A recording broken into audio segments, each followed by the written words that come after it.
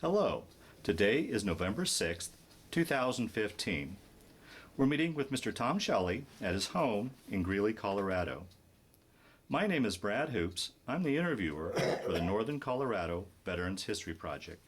Welcome, Tom, and thanks for sitting down today to tell your story. Well, thank you. Let's start out, if we could.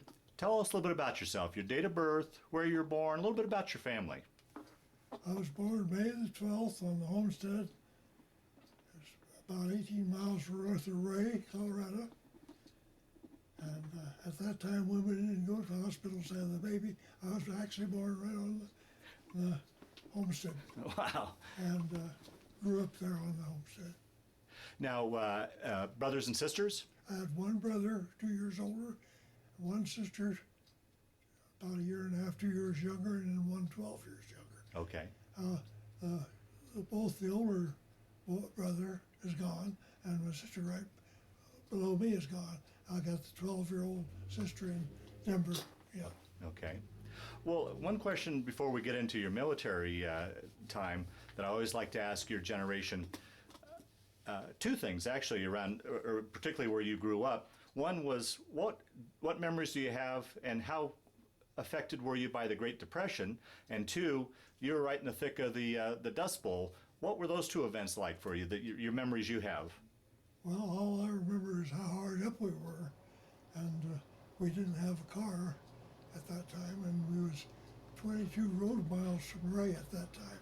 It was now 17, I think, but at that time it was 22 road miles. So we didn't go to Wray very often, because a horse takes about 6 hours to go to Wray and 6 hours to come back. Wow. Horse travels a little faster than that, but you could make it with a single horse a little faster than that. And do you have much memories of the Dust Bowl? Yeah, I remember waking up morning after morning, praying for rain, and seeing the dark clouds moving in. It gets so dark it almost be black in the middle of the day. And school, we'd turn school out a lot of times, get that black, and then we rode the bus to high school at that time. And I was, like I said, 22 miles. Then we had to walk 2 miles after we got off the bus to get home. And that was pretty tricky too, as dark as it was, breathing dust. Wow. How do you think you guys made it? But with those two events going on, how did you survive? How did you? Well, I've often wondered how the folks survived, but they tucked up their, they didn't go or didn't do anything expensive except what we had to have for the necessities. And we milk cows, of course. And we'd separate the milk and sell the cream, buy our necessary groceries. How, then you went through the school system there. What year did you graduate from high school? 1938. 1938. And then what did, you got out of high school, what'd you do out of high school then? Well, for a year or two there, I worked out and done farm labor work whenever I could find a job. And I'd done that work for several neighbors, and whenever I could find work. And then we got to going up to the Walden to the hayfields. It's up in the North Park area. And we do that. And that's about all I can tell you on that. Okay, all right. So December 7th, 1941, Pearl Harbor. Do you remember where you were and what you were thinking when you heard about that? Well, we was eating breakfast, and we had the little old battery radio on to hear the farm news. And when the announcer come on with that, he was so excited he could hardly talk, and we sure were too, because that was the first we knew of the Japanese bombing Pearl Harbor. And what were you thinking? Because you were right there at the age of being. Did you think, boy, I'm going to get drawn into this thing? Well, or I thought we'd better. So I checked our guns. We always had rifles and shotguns and pistols. I always checked to make sure we had means of defending ourselves if they attacked us.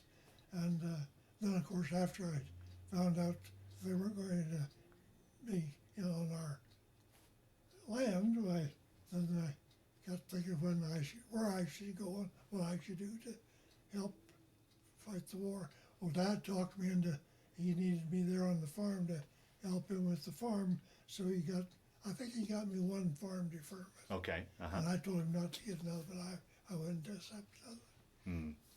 So then you went. Did you get drafted then, or did you go ahead and enlist? No, we told the draft board to put me on the next ship, and he did. And so I was shipped out to Camp Lee, Virginia, where I took my basic training. And how was that? How was that going from a civilian farm boy into the military? Was that much of an adjustment for you? Quite an adjustment for Yeah. this boy. I was never a military man, and I don't like military restrictions, nor rules, nor smart. I won't say it. Asked officers in charge. Some of those officers really were really different. Well, and coupled with that, I mean, growing up in your situation and much of your generation, I mean, you really never really traveled too far away from the farm.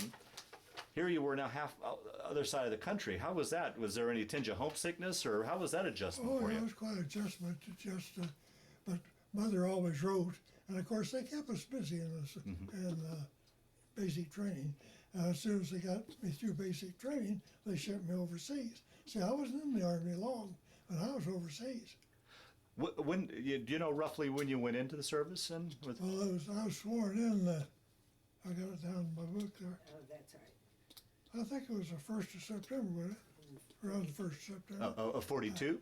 Or 1942. Oh, so it was right away. So I had Christmas dinner in Africa, so that it wasn't giving me too long.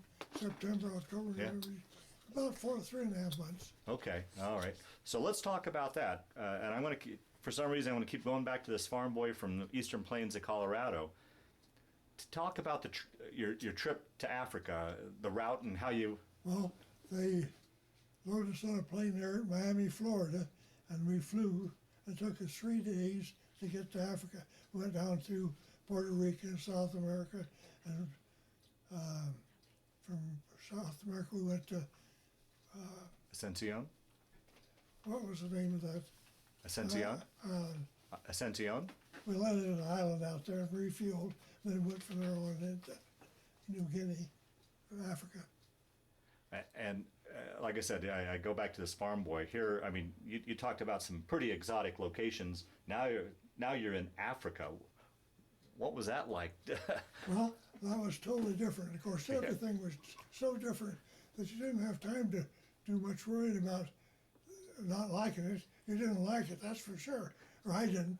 But you were so busy just wondering what's going to happen next that you really didn't have too much time to sweat about it. So what was your responsibility? What were you doing over in Africa then? Well, they shipped me overseas as a cook. As a cook? Yes. And I went through basic training as a cook. Why, I don't know. But it didn't hurt my feelings to go as a cook. I wanted to learn what I could. Yeah. And I did learn a few things. But they shipped me to Africa.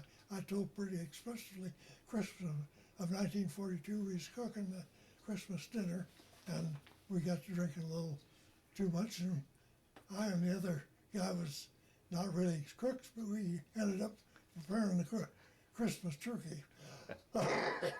I think in your book, the two officers that they passed out or something. They You had- weren't officers, enlisted men. Yeah. But they were the senior cooks, taken in the book, and they passed out, and you kind of left you with the responsibility of making the dinner. I Right? and the other guy out. And we had 70-some turkeys to cook.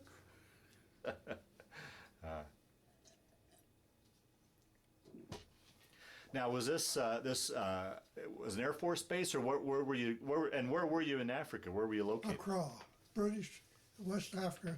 The capital at that time was Accra, and that's where our base was, right at the outskirts of Accra, about 2 miles from Accra. And talk a little bit about what the environment's like. The Well, physics. it's hot about 11 months out of the year. The sun shines bright and hot. Because you're almost on the equator, aren't you? Yeah, you're right. Just 3 or 4 degrees off the equator. Ooh. And it was boring then, too, after we was there a while, because you knew the sun was going to shine the next day, so you you didn't wear anything but light clothing, and then we used to go swimming out in the bay there. We went swimming quite a little bit. Would you have any interaction with the natives, the local people at all? Well, see, I dealt with the natives. We hired, after the catastrophe with the Christmas of 1942, the officer asked me what I wanted, transfer or court-martial, and I said, I'll take the transfer. So I got transferred into civilian employment. Oh, okay. I was hired as a timekeeper and to work with the timekeepers and help make up the payroll. And so that was interesting. I enjoyed that part. And so you took care of the civilians that came on the base to work, is what? Yeah, well, we was the ones that hired them. We had there was 3 other enlistment beside myself. I think I said that in the book. And this Dr. McCormick, Dr. McCormick, Captain McCormick was officer in charge, and so we had these 4 timekeepers, head timekeepers we call them, and they was the ones that they spoke different dialects. See, I didn't speak there was quite a number of different dialects. Wow. So we had to have an interpreter, so we had interpreters for that. And Simon Fian was one of the timekeepers. He was one that, when I got ready to come home, boy, he was ready to come with me. He thought he was going to come right back with me. But it was hard for me to tell him he couldn't come. Simon Fian, Nicholas Boffey, and I can't think of all there's 4 that I worked really close with. And they spoke the different dialects that was needed there to. Wow. And so, like I said, it was an air base. You guys took care of the planes, or what was your responsibility? The guys that we hired was doing, they done all the things they cooked. Some of them were cooks, some of them were laborers, and some of them we had a houseboy for every barracks that done the keeping the barracks clean, and so they done a number of different things. Oh, okay. And you said barracks. So what were your living condition there? You guys lived in barracks? We had barracks, yes. Okay. And it was pretty decent that way. Well, a lot more than I don't know how those barracks got built so fast, or how they got them accumulated so fast. But they had nice barracks there. Or I said it was nice.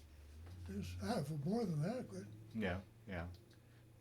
We had to sleep in mosquito nets, of course. Oh, is that right? Yeah. Anyone caught not sleeping with a mosquito net was subject to court-martial too. And it wasn't long before we all had opportunities to go to the hospital with malaria. So you got malaria? I had malaria. Oh boy. Oh man. I was there 2 or 3 different times. One time was kind of rough. Oh. Have you ever had any outbreaks since then? Not that I know of. Yeah.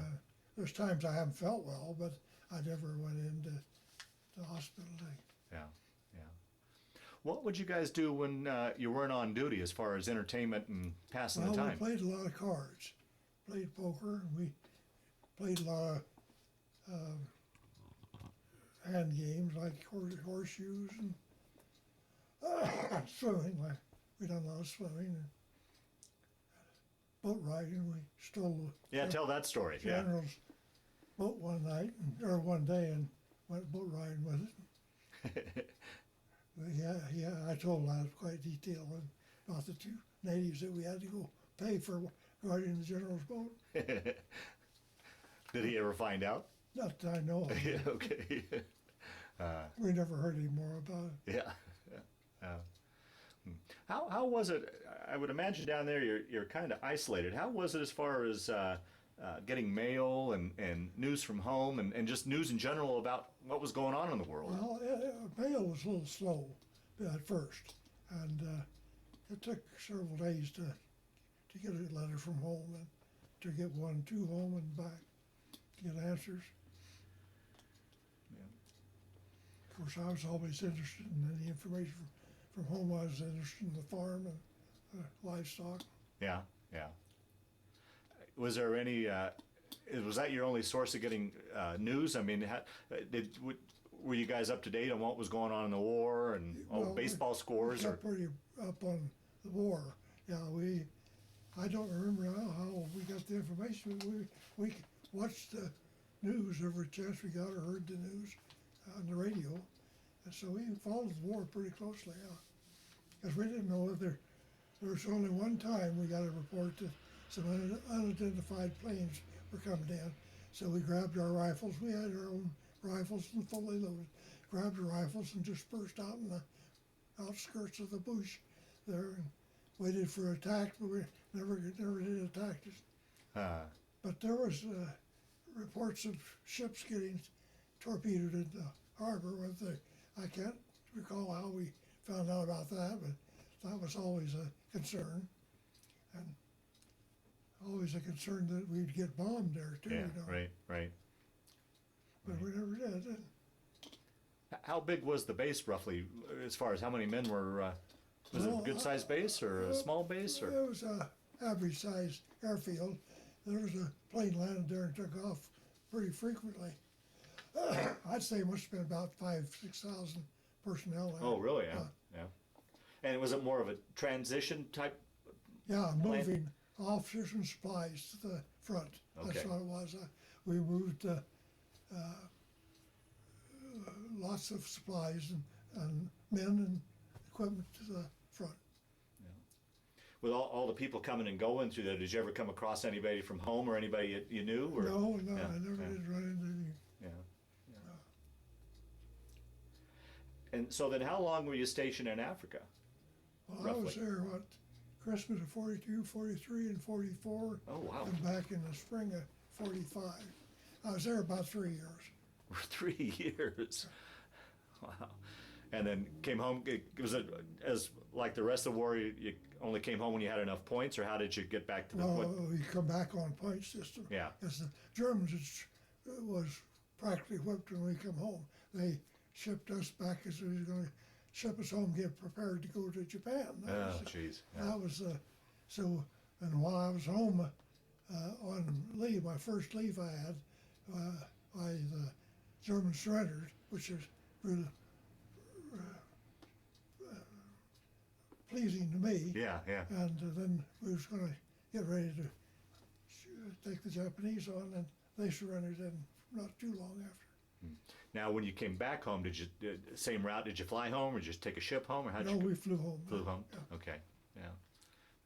And how was it after being away from home for 3 years to come home Well, back to civilization? Really. I was surprised to see the folks who managed without my help. Oh. It was quite a change. And of course, my love was the ranch. I wanted to be a rancher and farm, and I thoroughly enjoyed that. Yeah. So you came home. The Germans were surrendered while you were home the first time. Then you went back into service, and then the Japanese surrendered. Yeah, they surrendered not too long. I don't remember now. Yeah. It wasn't too long after that. Yeah, the Germans in May, and then the Japanese in September. I'll be Yeah, back. yeah. And then how much longer then were you in the service after that before you were discharged? Well, they discharged me pretty fast. Yeah. They tried to get me to sign over and promised me Yeah. another rating, and I told the officer I didn't think he offered enough. Yeah.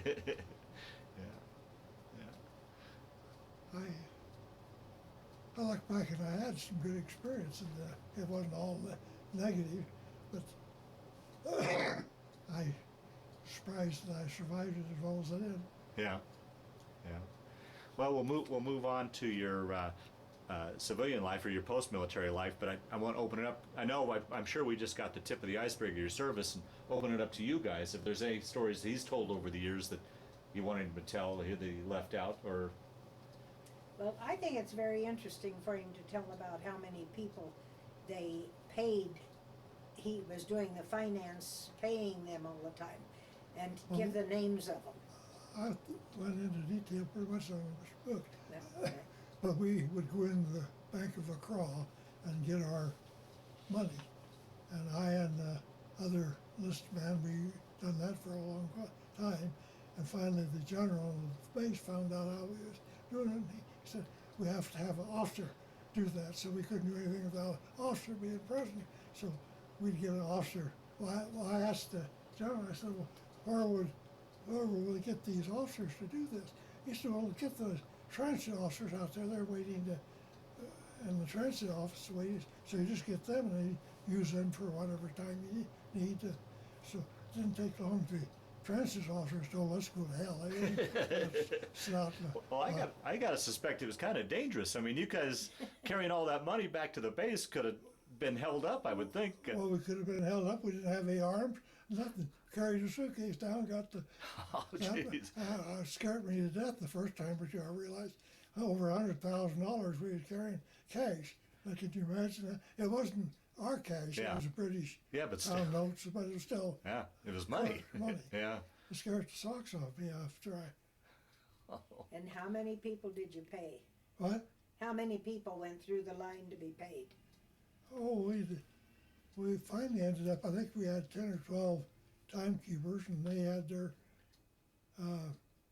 that they kept track of the enlisted. I think we paid about 5,000 Really? or so people Wow. there. Wow. How many tribes did you have? Well, there was quite a number of tribes spoke different languages, and they didn't intercommute very well either. We had to have a timekeeper for each tribe, interpreter. Did you ever get off the base and go out and explore into the country? And Oh yeah, we'd take the jeeps and go out and drive around a little bit and look it over. that must, like I said, I just can't imagine this farm boy in Africa, out in the bush or the jungle, these villages. I mean, it just must have been eye-opening. Well, it wasn't all jungle. Where is that? It was on the edge of the desert. Oh. We could get to go out in the desert too. So we was only a few miles from the Sahara, and then when we went up to Egypt that time and Israel, we flew from our base up to Cairo, and then we took the train from Cairo, Egypt, over to. That was after the Germans were driven out of North Africa, and we went up to the Holy Lands, got to our heads. Oh, talk about that. I can't imagine what that must have been That like. was quite an experience. Yeah. And that's one thing I'll always be grateful that the Army let me do that prior to shipping me home and discharge. They give me a 2 weeks leave of absence, and I and another guy went to the Holy Land. We toured it, and we had a big experience doing that. Yeah. Wow, the Holy Land, the pyramids. I mean, Yeah. that just must have been fascinating. Yeah, I got to see all that, of course. I was real thankful I got to do that. Yeah. Wow. Well, okay, so we'll move forward then. So you get discharged. You came back to Wray then. Yeah. Yeah. And was that much of an adjustment going from military life back to civilian life, or? Well, it was an adjustment, as everything like that does affect your living and the amount of food you eat and the quality of food. And of course, I was tickled to get home and start my career as a rancher and farmer. But I done everything I could think of, and probably the biggest mistake I made was not going to. The Army would have paid for my going on to school if I'd have went on to college, and that's where I made a mistake there by not going on to school. I had graduated from high school before I went to service. Yeah. But I was out throughout 3 years or so, and didn't think school was my cup of tea. Yeah, fair enough. But I did make a mistake there. Yeah. So got back, started searching for a job. Then what'd you end up? Did you get into ranching, or? Well, I worked with Dad there for a while, assuming that he was going to turn it over to me because it was larger than what he could handle by himself. And he had quit farming quite a little bit. See, we used to farm with horses, and we farmed about 400 acres with horses. Oh, Well, boy. when I got home, I bought the first tractor, assuming I was going to go in and equipment for that. I farmed one year with Dad there, and then I got married and was going to use the tractor on our farm, and I couldn't get close enough to where it was convenient. I had the tractor when Dad needed home and vice versa. So we quit our experience farming, and that was nothing else to do to go to work. Yeah. Now, you mentioned you got married. Yeah. Did you know Jean before you went off? I knew the family all my life. But you had you dated before you took off for the service, or? No, she was 7 years younger, and she was just a little girl. When I got back from the army, why, she had grown up. Well, talk a little bit about how you met her and how you wooed her and how that worked out. I met her over at the little community dance hall, and that's let's just started this going together there. I don't know, it seemed like I wanted to marry her right off the bat, but she was she was right in the middle of nurse training, so she wanted to finish nurse training. So she had a year to go or so, and she finished nurse training, and then we got married. And then I started to, we rented a farm and was going to farm, but it didn't work out. So with farming not working out, then what'd you move on to? What'd you go to next? We moved into, I done ranch work for a year or so, and couldn't get a decent place for Jean to live with the babies.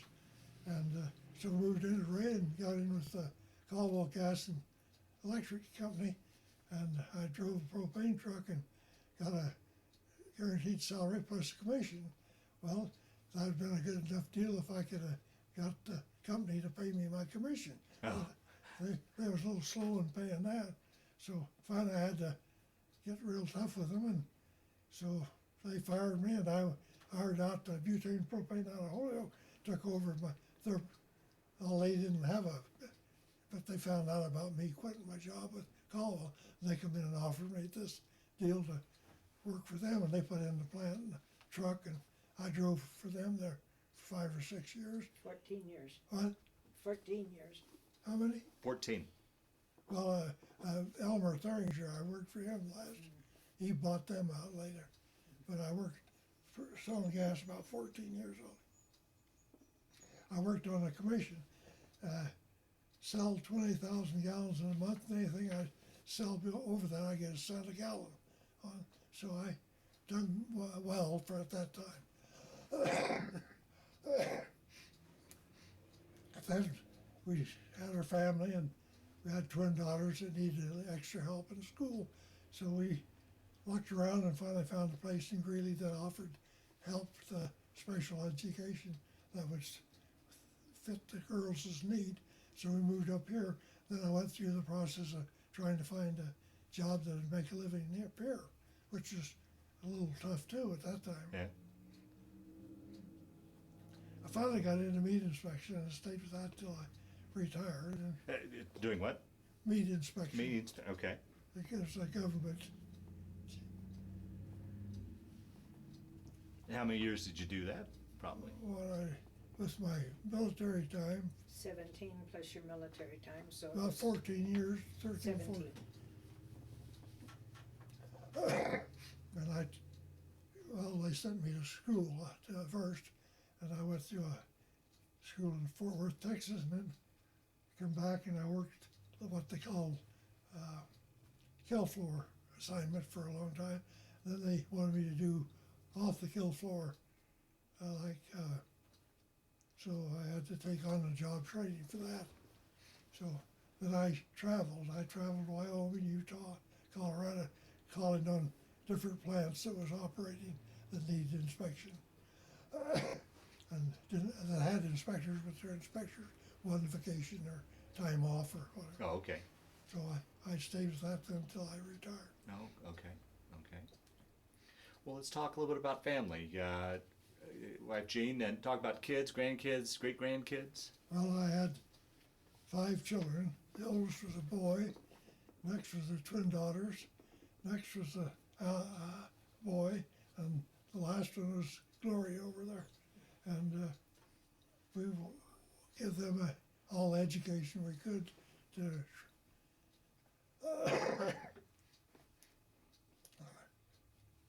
Can't think of, can you think of anything else?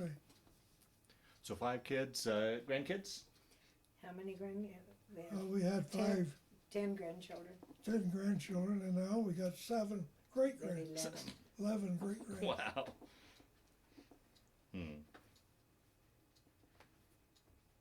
Through the years, did you ever keep in touch with any of the guys you served with? Was there any sort of reunions or anything like that? Not much. I had a guy, Bob Liebertraw from Wisconsin. He and I corresponded a couple times.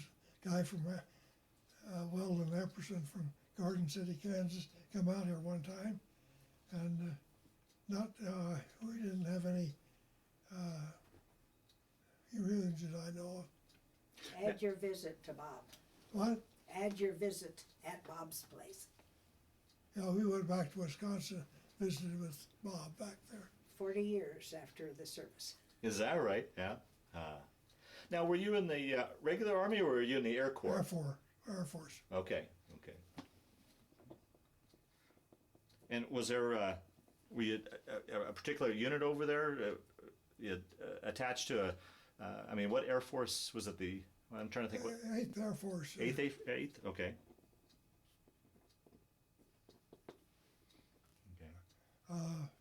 We're a supply unit, is all I know. Okay. And we furnished equipment and men and supplies for the North African invasion, of course. Wow. Wow. May I add just a little? When the most interesting time of our life was watching Bob and Tom visit after 40 years. Tom said, "Oh, Bob won't even remember me. He'll never want to see me." They talked all night. Yeah. And they were just enjoyed their visit thoroughly. Wow. Yeah, we had, we didn't have close friendship like combat. Yeah, right. Yeah, that's a But different story. we had a good relationship. Yeah. Yeah. Can't think of anything else. Yeah. Well, as we start to wind down this, is there anything you can think of that he's said over the years, important stories or thoughts that that we've let? I know I'm sure with these interviews, there's always just the tip of the iceberg.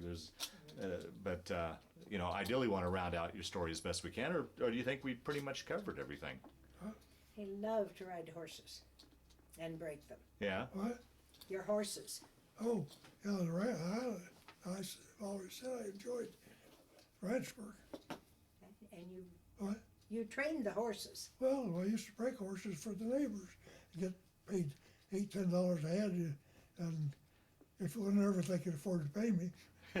That's pretty tough work, though, isn't it? Well, I liked it. Really, yeah? Of course, we had a big bunch of horses, and by that time, I was raising colts and had some Palomino colts, kind of something different, and in big demand. I was offered $1,000 for one time, and that was a lot of money at that time. Oh, yeah, yeah. So, And so time went on, but it didn't work out for me. yeah. Yeah. Well, the last question I usually like to ask with these interviews, Tom, when you look back at your time in the Air Corps, do you look at it, did it change your life, affect your life, play a role in your life? Or was it just simply a chapter in your life that you went through? How would you answer that? Well, I was young enough, it was a challenge. And I knew I felt obligated to go. In fact, Dad could have gotten me another deferment. Yeah. And I said, no more deferment. So it was a challenge and a desire to help do what I needed to be done. Yeah. Not that I was any hero or anything, but Yeah, but you did your part. I was doing my part and it was kind of embarrassing actually, because you go to town and you'd hear the people whispering, "What's that guy doing up in the service?" So it affected you that way too. Yeah, right, sure. Yeah, sure. Yeah. But I was glad I went and glad it turned out the way it did, and I can be thankful for that. Yeah. As I said before, I don't like military. I never did like being restricted on anything. But it probably helped me a little bit too. Yeah, yeah. How was it there on the base? I mean, you're kind of in the off the beaten path. Was it lax or was it still pretty strict military-wise? Actually, within our pay scale department, it was pretty lax. Captain McCormick, first thing he did, he said, "Don't you salute me anymore." He didn't like to be saluted either. He was kind of civilian that got in there. So the three, he and I and Captain, I can't think of their names. We got along real good that way. Yeah.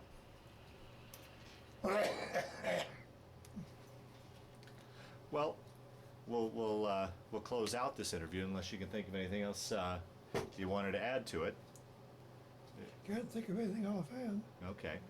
Well, I want to thank you for sitting down to tell your story today, Tom, but just as important, I want to thank you for your service to our country. Well, thank you.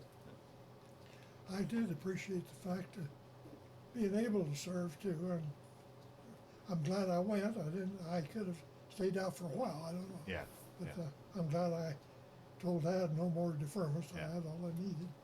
Yeah. So it worked out real good for me, and I learned stuff in the service. Even though I didn't like it, I learned one thing. I didn't want to make it a career. Yeah. Very good.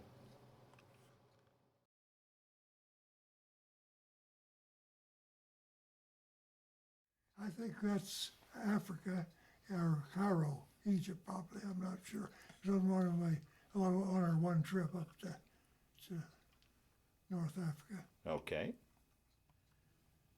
Okay, that's Africa, Egypt, Africa, and that's a friend of mine. Okay, this is in Egypt, I think. Oh, that's in Africa, and the two guys, I can't remember their names anymore, but I was friends with them for 3 years. We was buddies. Can't remember their names. That's fine. That's Camel Hall and Cotton, I think, along the Nile Valley in northern Africa. Was the farming quite a bit different than the farming over here? Yeah, it was different than the farming I was used to, but It- the Nile Valley was pretty rich and productive at agricultural area. Uh-huh. That's some of our timekeepers in Africa. The one on the right there was Nicholas Poppy, Fred Antwi, and Simon Fia. I remember the names real well. Simon Fia, I think, was wanted to come home with me when I come home. They was nice, young green kids. That was in Africa, I think. And a friend of mine, the one on this side here is me, and the other one is Weldon Epperson, I believe, from Garden City, Kansas. Okay. Just a minute, Hill. Outside of barracks in Africa, and that was just me resting. Can't think of anything else. Okay. Okay, that's our Jeep that we hauled our money from the bank in, and also took a little excursion in the edge of the desert there. And our idle time. Okay, that's me in my office in Africa. Okay. Were conditions in the office in your barracks, were they comfortable, or was it hot, or what was Well, it was hot, and the sun shines every day for 11 months out of the year. It don't give you much to, but at night we'd wake up and we had to have our mosquitoes nets on, keep the mosquitoes from biting, No air conditioning. and no air conditioning. It was hot. Yeah. Wow. That was Jerusalem and the street scene in Jerusalem, and it was quite an experience for a green boy to get to travel to the Holy Lands and tour it. And we done it after the Germans were driven out of North Africa toward the end of the war. But that was a good experience. Wow. The big guy had been in a police officer, civilian life, and he was a head timekeeper, I believe. I believe I'm right on that. Little short guy, I don't know. I don't know why he was even in there except to show the contrast. Okay. That's me in Africa and our idle time. We had a lot of idle time for that matter. Now, the hat there, was that military issue, or is that something? No, I think it was all military issue. Okay. We didn't have money to buy anything else. Yeah, okay. That's me and showing off my African clothing. That's all we needed. Huh. And the bottom picture, Okay. that's a friend of mine, Bob Leavestraw, that we visited a time or two after he got after the war and he got back home. That's your friend up in Wisconsin? Yeah. Okay. He since died. Mm-hmm. That's it. Tom, who's this good-looking woman? That's my wife to be. Yeah? And Jean, tell the story of this picture. Well, I graduated in Denver on a Thursday night in '45, and the next morning we drove to Wray, and we were married at 3 o'clock at St. Andrews in Wray. And my mother went to the store and picked up a little cake, and we had cake and ice cream, and that was our wedding. Wow. Well, something must have worked. That's my wedding picture. Is St. Peter's Catholic Church in Wray, Colorado. St. Andrews. St. Andrews in Wray, Colorado.